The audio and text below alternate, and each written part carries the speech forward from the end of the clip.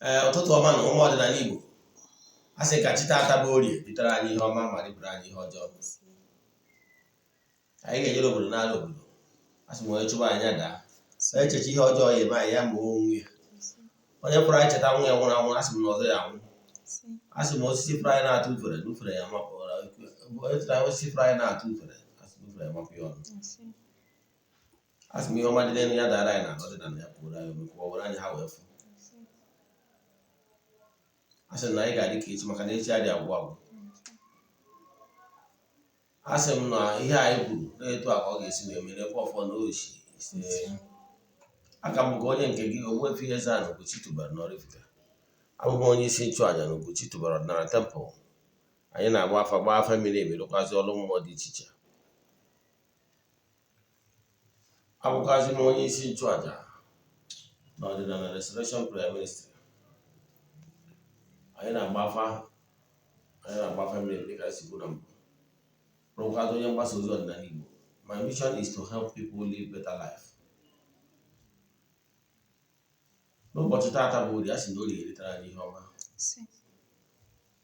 Wee sị na isiokwu anyị n'ụbọchị taata bụ echefukwara. Isiokwu anyị n'ụbọchị taata bụ the characteristics of called priest, onye nchuaja. Ihe ọ ga-abụ ụlọ ọ na-eme na ndụ gị, ị mara na n'ebu na-akpọrọ dịka onye nchuaja.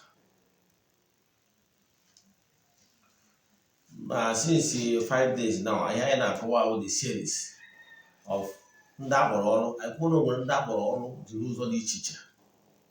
Anyị kwukwazịrị na o nwere ndị ji aka ha prezentị onwe ha to be called. Anyị kwukwara na o nwere ndị akpọrọ ọrụ dịka ndị ndu. Then amara anyị kwukwazịrị na o nwere ndị akpọrọ ọrụ igbo odibo na ụdị ihe jikọtara ha na ndị ọzọ to serve others. Anyị wekwu na ndị grupu ahụ 5 different groups. 5 groups ka ha dị. Then na-enwekwa ndị akpọziri ọrụ n'ụdị dị iche iche. However, agwụkwara m gị gwa gị na onye ọbụla human spirit on earth na-akpọrọ ya ọrụ for a purpose. There is a reason why you were allowed to be here in this gross material at this point in time. Then minus that one, o nweziri ndị enyere ọrụ pụrụ iche. Under that 5 group anyị nyere ọrụ pụrụ iche ka anyị na-etrit ihe gbasara ya. Anyị etrit go for kemgbe ndị ọgbanje, kedu ihe eji ama ndị ọgbanje.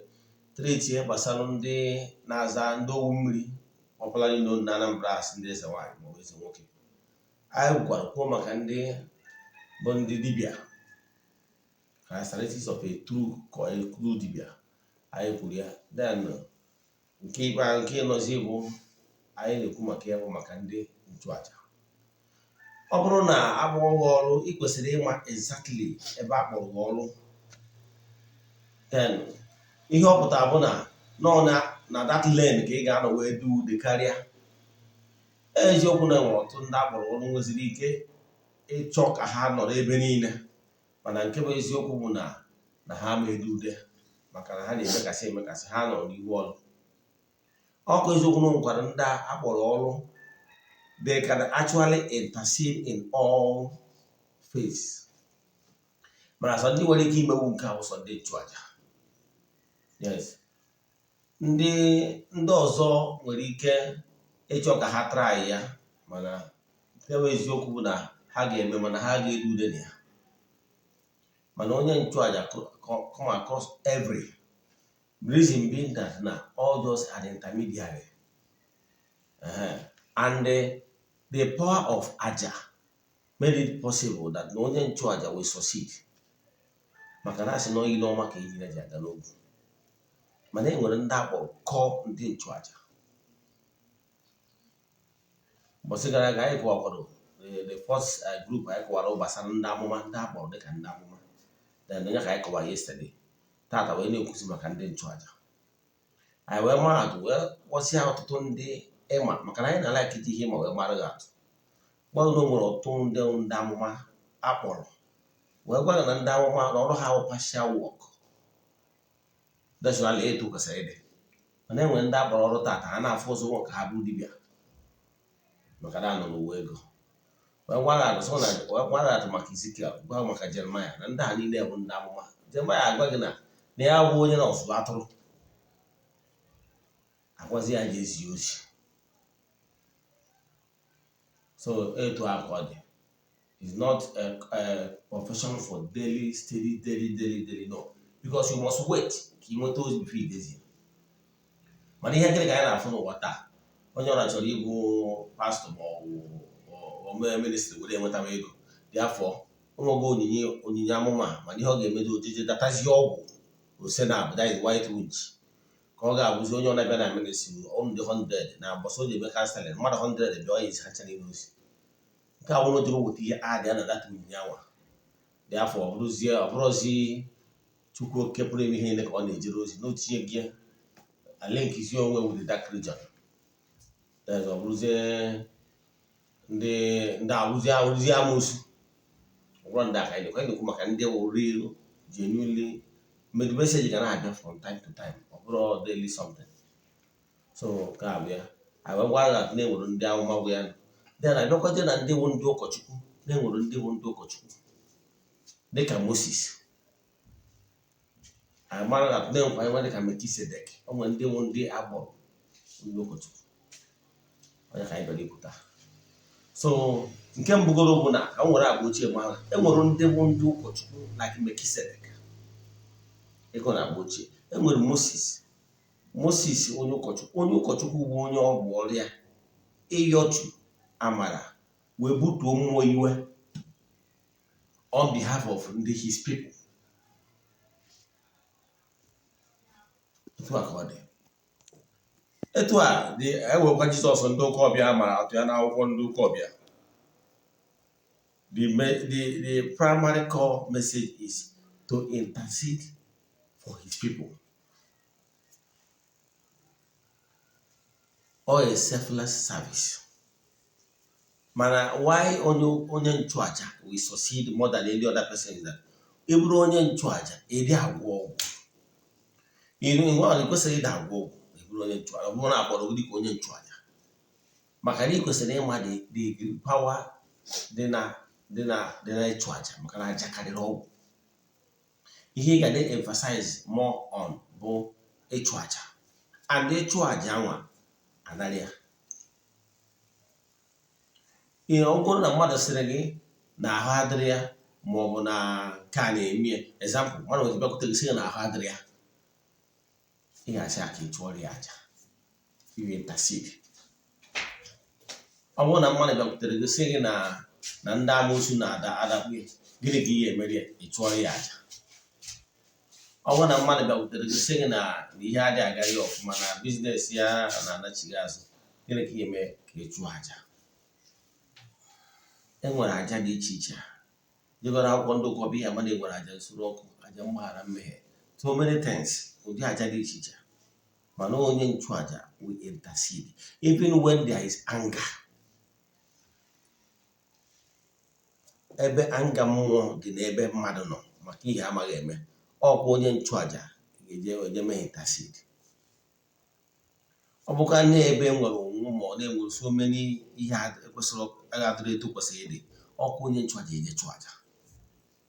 Maka ihe nọ aja ka ọ na-achụ, ị can intercede in every case. Maka na ka mmadụ ga-atụ nwere ndị problem ha nwere taa, ya ọmasị gị nwe oke ite, ọmasị gị si na one dibia to dibia, problem will persist. You know why? Because of maybe karma, because of what you have sown in their previous earth life. In their previous earth life, when we come in or step on toes. Yeah, okay, now in Nigeria now, but I'm not in Nigeria now. Too much. Somebody must suffer for it. You don't know. It's an increation of we have not just neighboring just near Imeni money kidding and I for but anyhow. It's an free. Any and then an for but under mother. See the blood spilling the blood of an innocent person cries for help from generation to generation, unless it's their peace. And for you to appease, he must suffer. He must suffer. Even if when the suffer start coming, even if the person decided to take his own life, for too much, is not the solution, because even if you die, even when you also if you're in your next life, you start where you stop. So ọmụ na ndị mmadụ matara the ntaramahụhụ so even though they are a man no shortcut. That thing in Galatians 6, God can never be mocked. To go abroad and or see that whatever any man sow, so shall he reap. And what a shortcut. Bagam the law of sowing and reaping. And the law of retributive justice. So many laws. This is a natural law. So there's nothing you can do. And believe in me, that ignorance of law is not an excuse. So it's a big job for a priest to intercede. And the only thing the priest can do is to intercede, not even to forgive you, because the priest cannot even have the power to forgive. Some of you now jump from one dibia to dibia. And when you get problem, but that problem is where you could or turn on your previous life. If you like, believe it, if not. And in creation, that you don't believe something does not mean that it does not exist. So if you like better future, believe me, start today. Sowing good seeds so that future will be favorable to you. But if you don't like, keep living life as if everything ends here. My brother, it doesn't end here. There is the law that governs the universe. Retributive justice must take its course.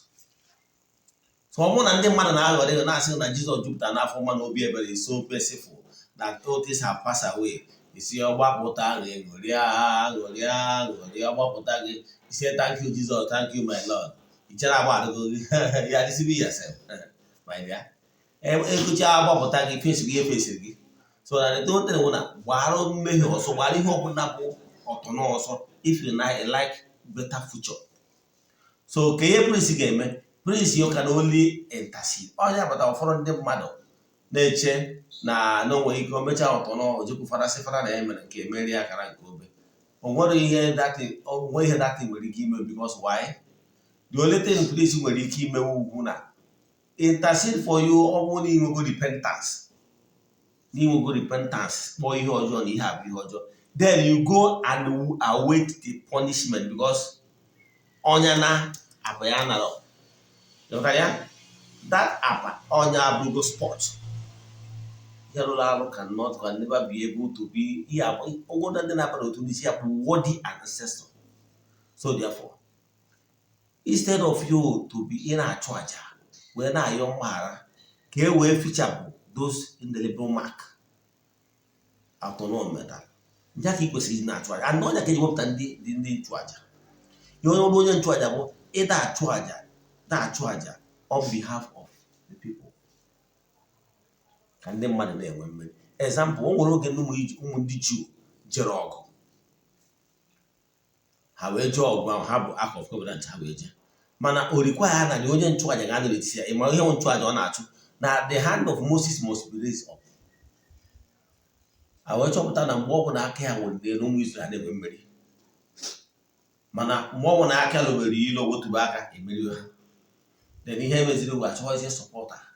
Supporting hands will support to make sure na aka then however many. That aka will raise is a sacrifice a priest can do. To be a work of a priest is not easy. To be a successful priest, there is some sacrifice, some certain self-denial. So it's not a joke. Even when some certain things other called one will overlook, it's not for a priest. Because a priest is like onye till life here on the line for the betterment of others. So you sacrifice more. You deny yourself some certain things. That upon this characteristic, you have to somebody who can even feed others and go hungry. If somebody who look at us say, for my let me be awake at night to intercede for them. Let me deny myself on certain things. This selfless attitude in you, that is a part of you. you are not a core priest. A core priest, you have somebody that is willing to sacrifice even happiness, yeah, for betterment of others. One of the core things the teacher and the characteristics of a core priest and others. So, upon you I already a sacrifice for anything, then look elsewhere. You are not a core priest. So the thing is that ihe ji mmadụ ga-atụ akwụkwọ ndị ụka ọbịa ka ịghọta the sacrifice eji Moses wee mmadụ ga-atụ the sacrifice of raising hand. Iwe ike chere ọ dị easy by their raise hand just for 1 hour. The man not easy. You deny yourself and like deny yourself on certain things for the betterment of others. That is the primary thing of a priest. And they are onye ebere mmadụ na-emetụ ọnọdụ mmadụ na-echu ụla. Ọ bụrụ na ọ dị akụtụ n'obi mgbe ọ bụla ịfụrụ ka ndị mmadụ nọ n'ịta ahụhụ ihe gara agbagharị, what should I do? Can my people be free? What should I do to better the life of others? Ọ bụrụ na eburu onye ụdị ha na-akụ n'obi, forget it, eburu a priest. So ị ga-abụ onye ga-adị ready ịchụ aja maka ọdịmma ndị ọzọ. And eburu a core priest, ihe ọzọ ga na-agbata n'obi abụrụ ka ịgwọ ọgwụ. No. Truly, nature made it possible that there were a lot of mgbọrọgwụ here which you can use. Like na anyị Igbo nwere anyị isi ahịfịa na-akpọ isi badiko ọhịa. Yes, you can use it wee gwọọ ọgwụ. Then onye sịrị na ya dị ekwe ma ọ bụ na nka. Ndị onye udibịa amadoghị ihe ọ ga-eji dat mgbọrọgwụ ahịfịa wee kwuo kwuchaa ya etu a. If onye a na-asị na afọ onye a na-amara ya mara etu asị ya ekwere ọfịa. If onye a na-asị na ya egbu mma na ebe ọ fụzie ya etu ọka mgbe ahịfịa na mgbọrọgwụ. Ịghọtara ya? Nature kere ihe n'ụwa. Ịghọtara ya? Nature kere ihe. Ị makwa na o nwere ihe nature kere nwere ike idebe na compound gị. Ọ bụ ọzọ ego ọzọ maka snake na ihe ndị na-akpọ akpụ. Ọ dịghị na compound gị never they will not come. The reason, the smell that comes out of it, the radiation that comes out from those plants repel those snake. Etu a all the other things. Ị mara before ndị ọcha abịa n'ala Igbo, o nwere osisi ma ọ bụ na-akpọ ya na be ụnụ, mana a na-akpọ ya ụfọdụ na-akpọ ya thunder protector. Obodo ọhụrụ nwere ihe na just a tree, a plant. Okwu na compound. Ihe ya eje ya bụ na the leaf na nwere ike inwe pink, nwee white, nwee green of a thing na the leaves, each leaves. Mana a na-akpọ thunder protector. Ọ dịghị na compound ihe ahụ ihe ndị gboo ji wee protect compound. Thunder protector. Eziokwu na roof ma ha na-akpọ ya n'Igbo. Mana anyị eziokwu na-akpọgara afọ Igbo na ndị ọbụla nwere afọ ha na-akpọ na mpaghara be ha. Ma ijego na Google thunder protector bụ seed. So na achịkwa bụ na nwere ihe ọbụla bụ problem mmadụ nwere nature provide. Yes, especially n'aka onye bụ dibia. Ọ mmadụ gona eto ya esi nweta 1+1 ọ bụrụ to ka work of a dibia. Mana a priest in every condition. Also ya bụgoro na enwere okwu ma na enwere fema, enwere agụụ dị everything. A priest ịchụ aja. Maka na aja karịrị ọgwụ. And a priest can intercede in every case. All about the priest you hire, a priest can intercede in all nina that or all now. A priest can actually do virtually all of them. Reason being that onye dibia nwere ike ịchọba ka o je kebe maybe ihe ndị ọzọ. Mana a priest bụ okwukwe ọ ya ekwu onwe ndị a ga-achụrụ aja ọ chụrụ ha aja iwere onwe ya. Mana ọ bụrụ na ọ gwụwazie ọgwụ kechiwe ọgwụ megharịwa mma na anya ezampụ onwe ndị na-abịakwute m sị m na di ha na-enepụ anya n'ebe ha nọ. Bịafọ n'ihe a chọrọ ka gwụọ ọgwụ ka di ha bụrụzie belụsọ m. Mụje ha masị ma na ọ dị agwụ ọgwụ. Ihe nwere ike imere gị bụ ka ha kpọọ chi gị kpọkwazie mmụọ nsọ di gị anwa ka a chụọ aja ka eme udo ka di gị anwa fụba gị n'anya. Naturally aja ga-eme maka na imedoro mmụọ gị na ya dị mma, then o wee nwee ike wetara gị ịfụnanya ya na-achọ ka afọ gị na-emenidiri egwu ya asị ọgwụ. Mana dibịa na-agwọ ọgwụ ga-eji egwu ya asị ọgwụ. Mana asị onye nchụaja ihe nidiri bụ ka nchụọrụ mmụọ aja ka ihu eburu onye ihu ọma kpọrọ. Ịfụna ihe dị na ya. so onye nchụaja ga-achụ aja ọgwụgwọ nọ ndị mmiri chụọrọ ha aja, ọ bụrụ ndị ọgba nje echụọrọ ha aja, ọ bụrụ ndị ọbụla ihe ọbụla iberibe bụ na aja. Kpata na m nwere onwe m dịka onye nchụaja adị m agwọ ọgwụ ụlọ dịka ihe abata na ihe na mfu ebe m gwọrọ ọgwụ debe oke ite na-ewu adị m agwọ oge ite.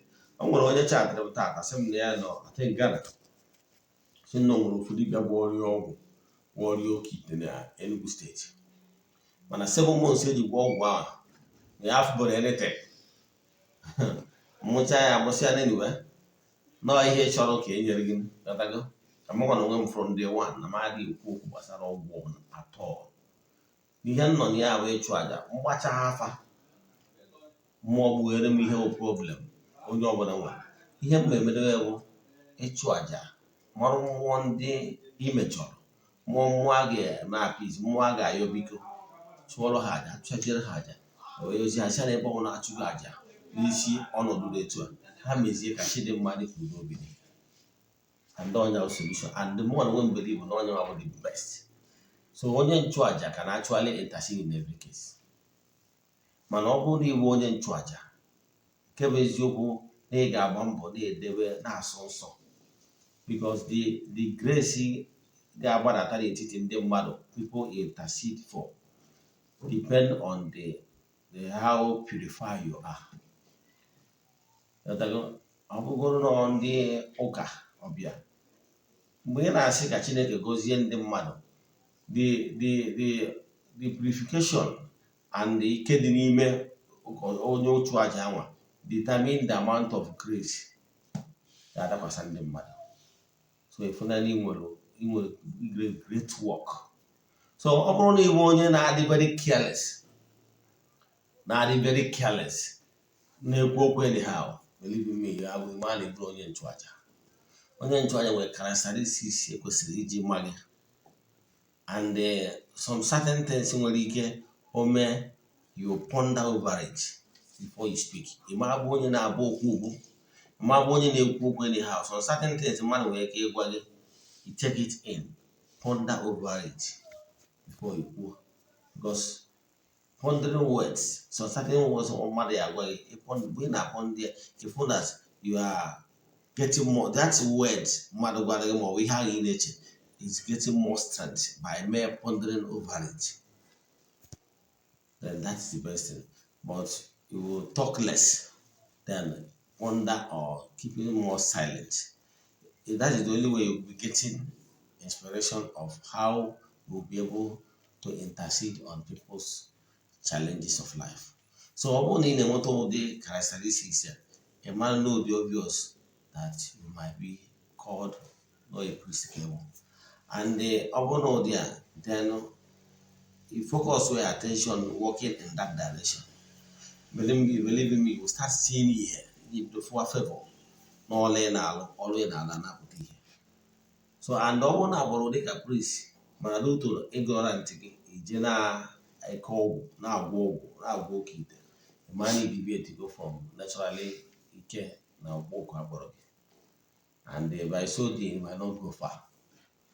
Maka na ihe ọpụta bụ na ị nọ n'ebe ekwesịrị ịnọ. So all these confusions bụ ihe ụfọdụ ndị mmadụ na-agabiga na ọtụtụ amụrụ exactly ebe akpọrọ ha, and mgbe ị hapụrụ ihu ọrụ jee n'ihu ọrụ onye ọzọ ije ebe ahụ ma dị successful by then bikasịwazie aka chọbazie adọpụ, chọbazie ihe ị ga-adị ọp. Ụfọdụ na-emegodozi etu ọ chọbazie otu nzuzo ọ ga-aba ebe ọ na-achụ ike, maka na ebe ọ na-abụrụ n'ihu ọrụ ya feva adọrọ. Ọ bụrụ na anyị nerecha vidiyo a na-echọrọ ị na-awọchi nkụziri na anyị na-akụzi n'ọdịnala kwa ụbọchị jee na my YouTube channel Ogbuefi EZE-ANA Ugochi tubelu ahụ ị ga-enweta na Facebook Ugochi tubelu oraifite. Ọ bụrụ na ịchọzi ka agbaghara ha famili enyi ma ọ rụọ ọrụ mmụọ dị iche iche ma ọ na ụfọdụ ihe na-eme na ndụ gbadagharị, sendịalụ meseji na WhatsApp 08057837672. Ogbuefi EZE-ANA Ugochi tubelu afa m. Ị na-erecha vidiyo a tụsara ya ndị ya adọrọ, mana echefukwara na o nwere aja anyị na-achụ kwa ọnwa nke ọnwa Mee ka na-aga n'ihu. Anyị ga-echịkọta ya na 21st of this month, and na anyị nwere anniversary event anyị na-eme na 21st and the 22nd.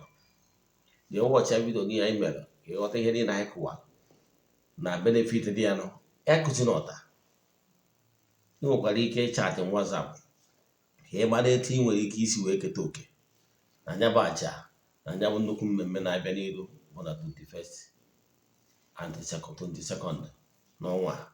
Ọ bụrụ na ị ga-abịa bịa ṅụọ ọgwụ afọ anyị kwadoro akwado na nke ikpeazụ a n'ụbọchị anwa ya gazie n'ọfọ. Ọtụtụ ọma, echefukwana na maka mmemme anyị na-akwado nke na-abịa na ọnwa Mee 21st and 22nd. Achọka jiri ọhara a wee kọwakwala gị ihe ị kwesịrị ịma. Nke bụ eziokwu bụ na o nwere aja anyị na-achụwa kwa ọnwa ọbụla. Ọ na-ada asụwa 14 days every month. Ihe ọzọ ị kwesịrị ịma anya gbasara nya bụ aja bụ na enweghị ọtụtụ ndị mmadụ na-esonyere anyị since anyị bidoro chụwa aja since November last year till date. As we speak, ọ nwego ndị buku rienu ụgwọ from January to Fada, ọ nwere ndị kwụrụ ụgwọ from now till December ha kwụsịgo ụgwọ. Ihe ọ pụtara bụ na every month na afọ ha ga na repeat because of na ha esonyego anyị from last year full road ha decide say ka ha kwụọ till December. So ihe na-achịkọwara gị bụ na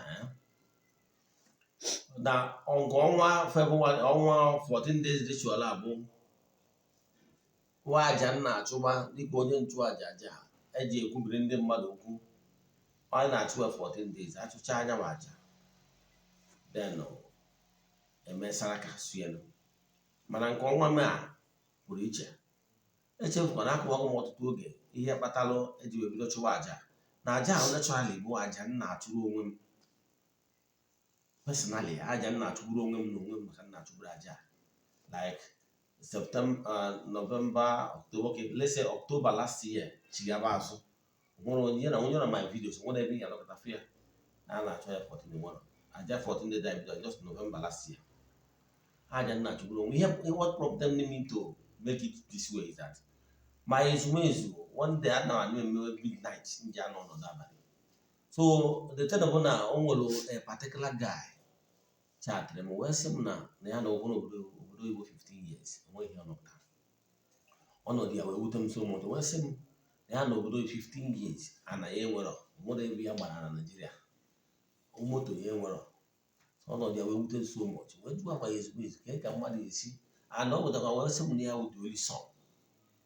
So kwucha na tena ahụ and ọ na-akọwa na ọnọdụ m ya like mmanya ọ dị sick na ya nwewuru ike take good care of his mother. So ọnọdụ ya wute so much. Wee jụọ ma ezumezu kedu ka mmadụ ga-esi kedu ihe nwere ike ịhụ problem this young man for that long time 15 years adụrụ ebe a.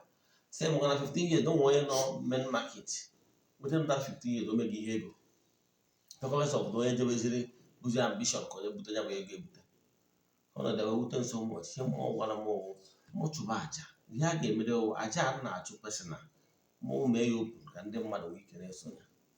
Onye wa ihe mere ya nụ I wee bido the first edition ya na November. So na bụ aja bụ aja we intercede on behalf of people ndị nọ n'ọnọdụ ha dị ana. Then before more wee sị m na December last year m build altar ebe ndị mmadụ nwere ike ịbịa ekpe ekpere. The same thing mbọsị a ga-eme mmemme ndị mmadụ ga-abịakwa na ga-eji na ya wee ekpe ekpere ya ayọ. Then submit their prayer request. So aja anyị na-achụ ọnwa kwa ọnwa every month. Mana nke ọnwa pụrụ iche. Ihe ọnwa a ji wee pụrụ iche bụ n'ọnwa anyị na-remember mgbe anyị consecrated the temple na temple last year. Ọ mgbe anyị ga-celebrate mmụọ na-apụ apụ na temple ndị na-eje ozi na ezumezu mmụọ niile anyị na ha so na-alụ ọrụ ya bụ temple. Ọnya ka nke ọnwa ji pụrụ iche. And ọnya mere nke ọnwa Mee ji wee danye kwuo enwere reason ọnwa Mee ji wee bụrụ n'ọnwa Mee mana ọ bụrụ ihe mmejọkọwa taa mana agwụgo m ụnụ na nwere ọnwa bụ the month of outpouring of blessing. Outpour that oge Chukwu Okike ji recharge ihe niile o kere eke. Mana nkọwa ya na ọtụtụ ndị mmadụ aghọtara ya. Ọ bụrụ na ịwọchi ya this some churches now na-eme mmemme from April, May and June ka ị ga-enweta churches ọbụla na-eme mmemme gbasara outpouring of the Holy Spirit. Ụfọdụ na-akpọ ya Pentecost week. or Pentecost. Ihe a ghọtara bụ na ya bụ na ha were n'oge a ọ na-ada afọ within April, May and June. Ihe mma all religion all over the globe na-eme mmemme that have link with the renewal of entire creation. Achọghị ka mbido kpọwa names mana ọ bụgo na iwe Christian ị ga-agwa na their Pentecost celebration always is either April, May. They don't got other spiritual churches and the spiritual religions that they are on for within May and June. But naturally, all know God can pour his blessing to renew the entire creation. If not, the entire creation will decay and grow old. But for the maintenance of that supernatural blessing that flows from the Almighty, the creator of the whole universe. Onye batara ife na ahụ mmadụ na-egenerate ihe na-akpọ glutamine, that is now nourish all the organ cells dị n'ahụ mmadụ. Mana once you are above 30, the body akwụsị generate this chemical. Chukwu ji nourish all the cells and the organs in n'ahụ mmadụ. Then aging sets in. Onye batara from above 30, aging will set in. Because of that natural nourishment is no longer there. So at that time you are aging, you are expected to be eating those extra vegetable or supplements because the body is no longer replenished the content. So, but in time, Chukwu I go thousands of years. Now, but not Chukwu when body and nourish. I want to say now, when I am what is taken on from. Now, no oge eji mmadụ ji enweta the strength, the stamina, spiritual stamina. But don't go to the mother na money na afuzo. I didn't fully afuzo in the higher environment. Think I found green trees and everything. They receive something fresh. Yes, Nanya Kegi has no macaroni days. But forgetting that even that million is down here, what have the physical thing? If that million down here, I've got the physical thing. If no, amen, no, this is here. But emotional on the spiritual aspect of it. So I want to got ihe na-eme n'oge a ifu n'oge amara. Let us use simple terminology for you to understand it very well. So n'oge dị etu a ka I consecrate that temple. So anyị na-emezi the annual event. Emechakwa this year ọpa year kwa anyị emekwe. So nke a anyị ga-egbu efi na ya. Ọtụtụ ndị mmadụ na-ajụ mana ọtụtụ ndị mmadụ due na ha fụrụ the effect of it. Some of them won't skip the exact date I video. Some will still come even yesterday. Say, EZE-ANA, I missed this. Please add my name. You say, oh, it's many only few days. Also add my name there. So you can see how the thing works. So what I'm telling you is that ị kwesịrị inwe ụdị ọnọdụ dị etu a. Isonye na ụdị ihe dị etu a because there are a lot of blessings that flows into creation. So many currents, positive currents, whether you are aware or not. So ọ bụrụ na anyị kwụsị anyanwụ ife anyị mesara aka ndị mmadụ ga-erikwa nwụọ. I work on over that 21st year. Or go in Ogbuefi, you can send somebody with your petition. Send your friends, equal more evil. Because I want to collect those petitions. I get you put people that those petitions before I born all those ones. So, ọtụtụ ndị mmadụ ọnọdụ ha nọ na ya n'idiri na somebody onye Nchuaja ekwubi okwu n'ọnọdụ ha ka chiri mma wee dị ka mmadụ ga-atụ. Ọ nwere onye a na-akpọ Hana di ya bụ Helkana. Di ya bụ Helkana bụ onye Nchuaja. Onye nwa nna mụta Samuel. O wee bụ na ha na nwa na-achọ nwa for a very long time. N'ime na ọ na-achọ nwa nwa, obviously ọ na-ekpebe ekpere over time. Because etu o si this particular day anwa ụkọchukwu kwubiri okwu, onye Nchuaja kwubiri okwu, o wee dị ime Samuel. Gosiri na ọ go in pain for a very long time. So you can't tell me now all that day or the first day on a paper. Ka ọ bụrụ na ahụ ụbọchị nkọwara ya wee sị na o nwere onye ji that particular chapter na verse wee tie egwu a na-akpọ Helen Nkume. O wee kọọ akụkọ ka ete esi wee sị na ana na di ya Helkana gara na Obochailo daịda ebe Nchuaja. Ana wee chetakwa na ya amụrụkọ nwa wee jee na Obochailo wee jebewa akwa. Asị na ọ na-ebe akwa na-akọwa etu o si dị ya n'obi. Megidozie na-ekwuzi nnọọ ada anụchazi ihe ọ na-ekwu. di ya wee bịakwute ya dịka onye Nchuaja wee sị ya nwaanyị ṅụọ na mmanya ọsịa mba na ọkwa mmanya ya ṅụrụ kama na etu o si dị ya n'obi ka eji wee bịa n'ihu Chineke dowe obi ya n'ihu ya. Kedu ihe mere na onye Nchuaja onye ụkọchukwu a wee sị ya nwaanyị gị na n'udo ka Chineke mezuoro gị ihe ịyọrọ ya. Wee sị na okwu a mere ka a na-atụrụ ime wee mụọ Samuel. Ghọtara ya? So ihe ọ pụtara na ọ dị ya ekwubiri okwu n'isi ya wee bịa na mmezu. Etu a ka ọ dị ka onye amakwa ga-atụ onye Nchuaja ọzọ. Onye Nchuaja ọzọ bụ Jizọs wee sị na o nwere ndị ọ fụrụ mmadụ 10 nwere nsogbu. O wee sị ha ngwa gwa ha ka ihe na-eme ha, kwubie okwu n'isi ha wee sị na ha dị mma. Ọ sị ha ngwa ha ga-agịjekwu ha ga-egosi ndị Nchuaja onwe ha. Ọkwa pointa na ndị Nchuaja nwere ese. Ọ sị mana mgbe ha na-agazi ofu onye n'ime ha wee chọpụtarị na ihe na-eme ya adịghị mma wee chigatakwazị azụ wee sị na ka ha na-ejezi na ihe onye Nchuaja na ya atọtụzibazi na ihe na-eme ya adịghị mma. O wee sịkwa ọ bụ na ọrụ mmadụ 10 ka ya gwụrụ ka ebe mmadụ 10 naanị ndị ọzọ nọ. Ihe na-achịkọwata gị bụ na the power of ikwubi okwu. O nwere ike ị na-eme isi na-ewepụrụ ya wọrị na-ekwubiri ọrụ ọnụ ị nwere ka o nwere mana a machikwa na ụmụ some certain problem ị nwere eniri ka another human spirit probably onye ka gị kwubie okwu n'ọnọdụ a ka nwee chiri mma. So ọ bụrụ na ị na-abịa ị nwere ike iweta ya prayer request then ị bịakwa so ya nwa nwere na ụbọchị ahụ 22nd ahụ mmọnwụ ga-agbakwa ya enwe ndị live band. Friends of the temple ga-anị ya, my friends ga-anị ya, ndị niile ihe anyị na-eme na-amasị ga-abịa n'ụbọchị ahụ. So once you are under my influence of my voice na olu taa you are also invited. Ebe ụbọchị adị ka nsi wee kwuo nwa ọgwụ afọ. Ọnwụkwana mgbe ọbụla ị chọrọ ịchatị for anything na ihe a nkụziri maọbụ ihe ọbụla nkụzigoro so far maọbụ ihe ọbụla na-agbagwoju anya n'ọdịnala Igbo maọbụ na ịchọ ka agbara gị afa mmiri maọbụ ọrụ mmụọ ọbụla sendịkwara m meseji 08057837672. Ya gazie.